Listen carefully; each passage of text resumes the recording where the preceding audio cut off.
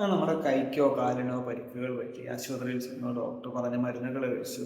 പരിക്ക് പറ്റിയ ഭാഗം ഉയർത്തി വെക്കാൻ പറഞ്ഞു, അതും ചെയ്തു. എന്നിട്ടും നീര് മാറാത്തൊരവസ്ഥയാണ്. അതൊരു പക്ഷേ ഈ തെറ്റുകൊണ്ടാകും. നമ്മൾ കയ്യോ കാലോ ഉയർത്തി വെക്കാൻ പറയുമ്പോൾ ഉദ്ദേശിക്കുന്നത് തറനിരപ്പിൽ നിന്ന് ശരീരത്തിൻ്റെ ഏറ്റവും മുകളിലായി ഈ ഭാഗം ഇരിക്കുക എന്നുള്ളതാണ്. പക്ഷേ പല ആൾക്കാരും ചെയ്യുന്നത് അങ്ങനെയാണ്.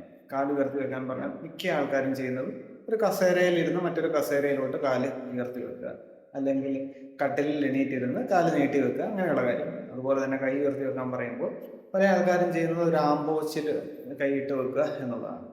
പക്ഷേ ഇങ്ങനെയൊക്കെ ചെയ്യുമ്പോൾ ശ്രദ്ധിക്കുക, അതായത് ഒരു കസേരയിൽ നിന്ന് മറ്റൊരു കസേരയിലേക്ക് കാല് നീട്ടി വെച്ച് ഉയർത്തി വെക്കുമ്പോഴും നമ്മുടെ ശരീരത്തിൻ്റെ ഏറ്റവും താഴെ തന്നെയാണ് കാലിരിക്കുന്നത്, അല്ലേ?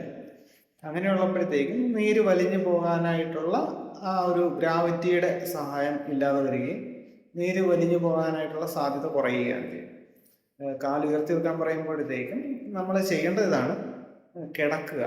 കിടന്നിട്ട് കാലിന് ഒരു 1 2 ചിലപ്പോൾ 3 തലയെണ്ണ വെച്ചിട്ട് കാല് ഉയർത്തി വെക്കുക. അങ്ങനെ വെച്ചാൽ ശരീരത്തിൻ്റെ ഏറ്റവും മുകളിലായിട്ടായിരിക്കും കാല് വരിക. അപ്പം നീര് വലിഞ്ഞു പോകാനായിട്ടുള്ള സാധ്യത കൂടും. അതുപോലെ തന്നെയാണ് കൈക്ക്. കിടക്കുക, കിടന്നിട്ട് സൈഡിൽ 1 2 തലയെണ്ണ വെച്ച് കൈ ഉയർത്തി വെക്കുക. അങ്ങനെയാണ് അത് ചെയ്യേണ്ടത്.